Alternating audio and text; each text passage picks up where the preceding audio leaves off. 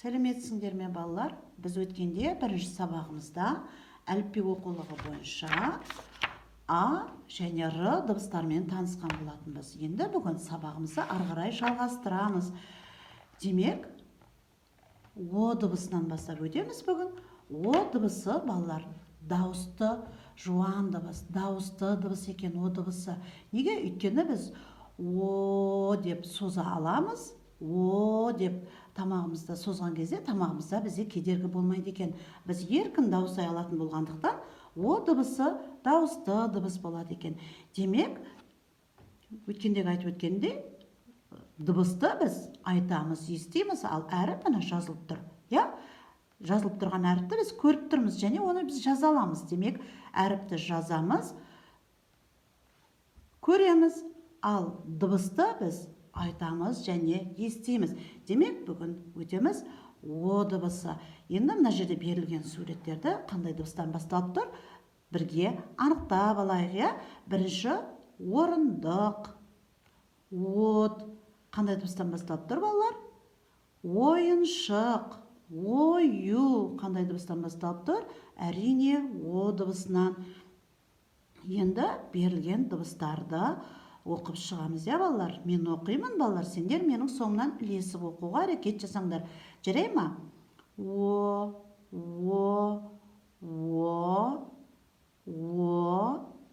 Өткен сабақ өтті. Қандай дыбыстар еді?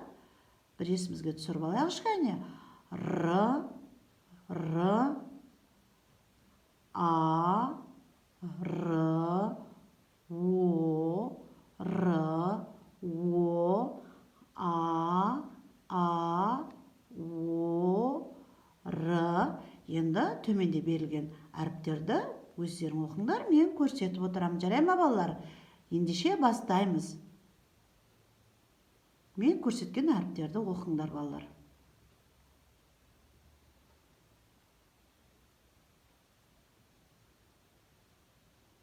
Мен көрсеткен әріптерді балалар менімен ілесіп оқи алдыңдар деп ойлаймын, балалар?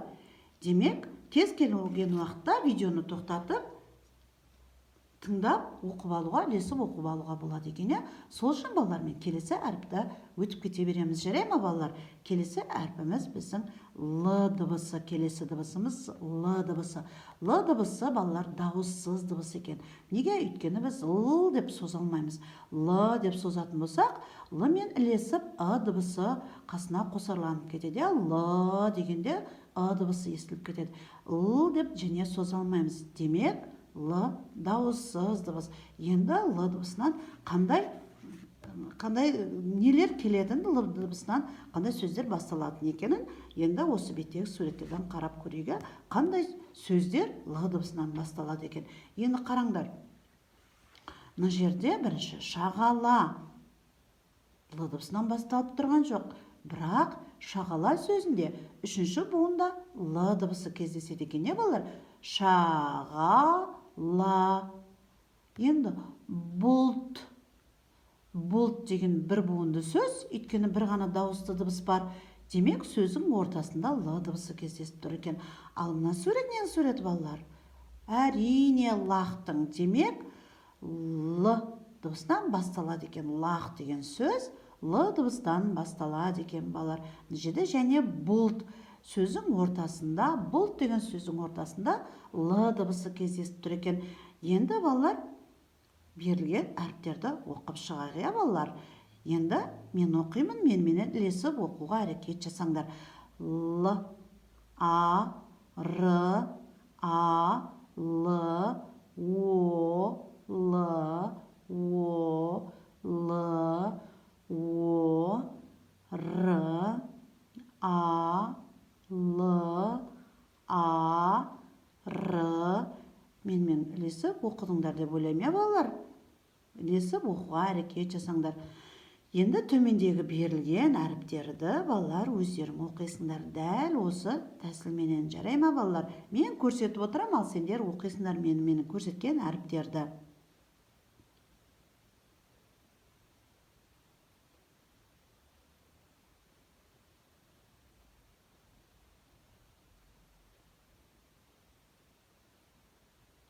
Тамаша балалар, менімен ілесіп оқыдыңдар деп ойлаймын. Енді келесі дыбысымызға өтсек болады.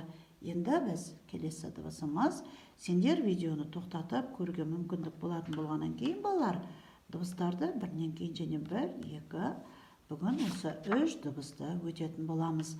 Енді келесі дыбысымыз ш дыбысы. Балалар, ш дыбысы да дауыссыз дыбыс. Өзіміз айтып отырғанымыз ш дегенде біз егерде ш деп созатын болсақ, біз соза алмайды екенбіз, яғни кедергі болады тамағымыздан, біздің еркін шықпайды екен ш дегенде. Ал егерде ш деп созатын болсақ, ы дыбысы қосылып кетеді екен. Ш дегенде ы дыбысы да ілесіп айтылып кетеді. Демек біз ш деп соза алмаймыз. Ш дыбысын дауыссыз дыбыс екен балалар. Енді ш дыбысынан қандай сөздер басталатынын осы беттегі суреттерден қарап көрейік балалар. Бірінші ненің суреті? Шаңырақ. Әрине киіз үйдің шаңырағы балалар. Шаңырақ дегенде ш дыбысынан басталып тұр.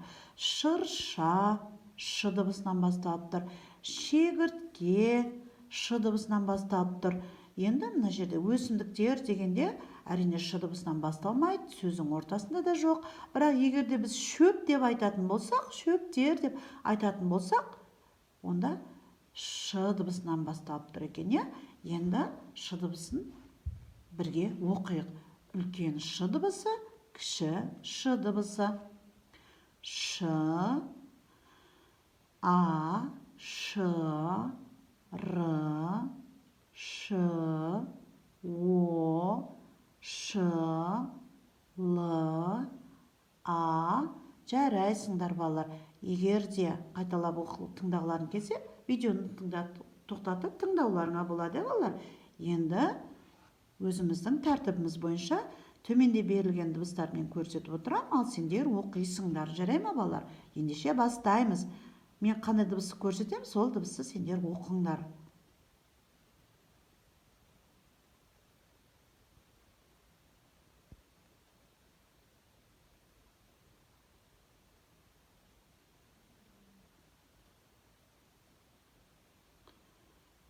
Балалар, оқу қиын болмады ма?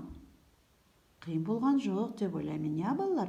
Өйткені жаңа мен көрсеттім, сендер сол бойынша ары қарап оқып кетулерің керек. Ол үшін мұқият тыңдауларың керек балалар. Енді қазір жазуымызды жазамыз осы өткен дыбыстарымызда. Ал келесі сабағымызда балалар, біз екі дыбысты қосып оқитын боламыз. Яғни әріптер бір-біріменен әріптер қалай біз дұрыс қосып оқи аламыз, келесі сабақтан бастап соны үйрететін болам. Күннен күнге біздің тапсырмаларымыз кішкене күрделене түседі балалар. Сол себептен бүгіннен бастап мұқият оқуымыз керек.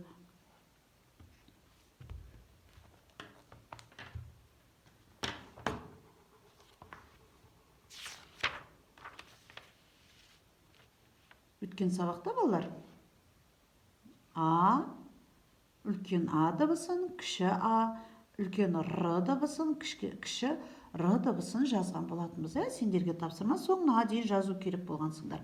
Жаздыңдар ма балалар? Тапсырманы орындадыңдар деп ойлаймын, балалар. Ал бүгін сол жерден бір жол қалдырып кетеміз. Не болмаса күннің ретін жазып қойсаңдар болады. Бір жол қалдырып бүгінгі өткен дыбыстарымызмен қазір қалай жазылады көрсетем балалар. Дәл солай өздеріңе жазуға әрекет жасаңдар. Жарай ма? Біз бірінші жаңа о дыбысын өттік, балалар. Біз бірінші өткендегі айтқандай, бірінші біз ақырын жазып үйреніп аламыз. Ақырын жазып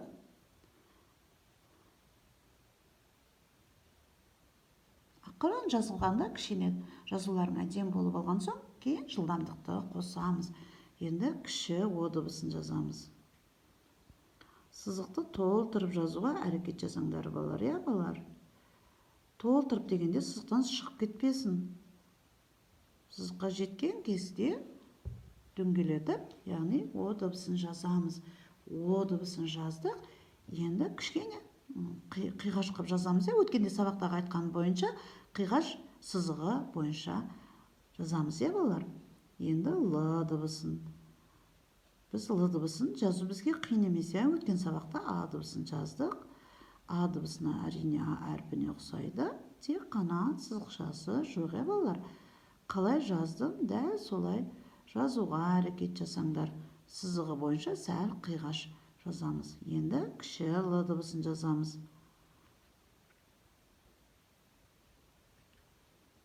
Л дыбысын.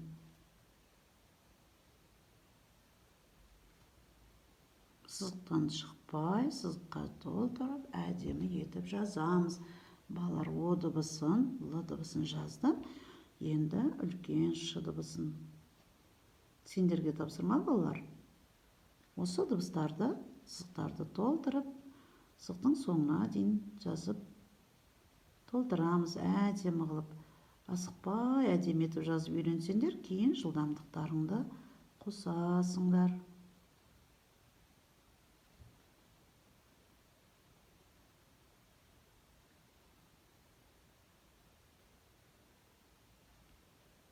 Қалай дұрыс жазуға болатынын мұқият қарап алыңдар.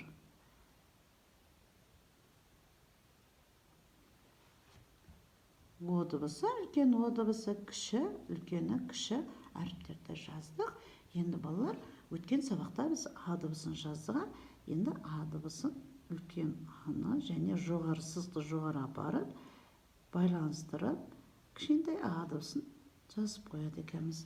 Одан кейін Р дыбысын өтіге дәл солай реттілікпенен үлкен Р мен кішкентай Р дыбысын қалай байланыстырамыз. Соны жазып көрсетем, сендер дәптердің соңына дейін жазыңдар. Кесіп пе, балалар? Сызықты толтырып жазамыз.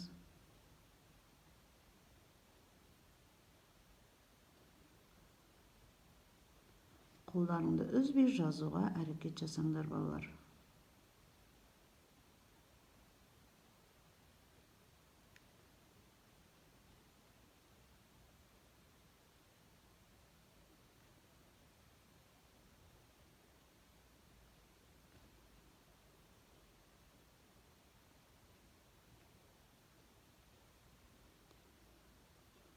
Қай әріп қалай байланысатынына мұқият мән беріңдер, балалар.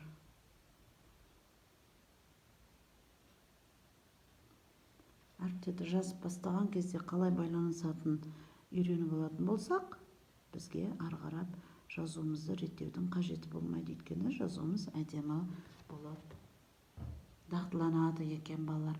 Ал енді, балалар, сендерге тапсырма, осы әріптерді соңына дейін мұқият жазыңдар, балалар. Осымен бүгінге сабағымыз аяқталды, балалар. Дәл осы өткен әріптерімізді қайталаңдар және осы жазуды соңына дейін жазып, бірақ мұқият асықпай жазыңдар. Жазуларын әдемі етіп жазып үйренген кезде ғана жылдамдықты қосуға болады. Оған дейін асықпай жазып, әдемі көркем етіп жазып үйреніңдер, балалар. Бүгінге сабағымыз осы, балалар. Сау болыңдар.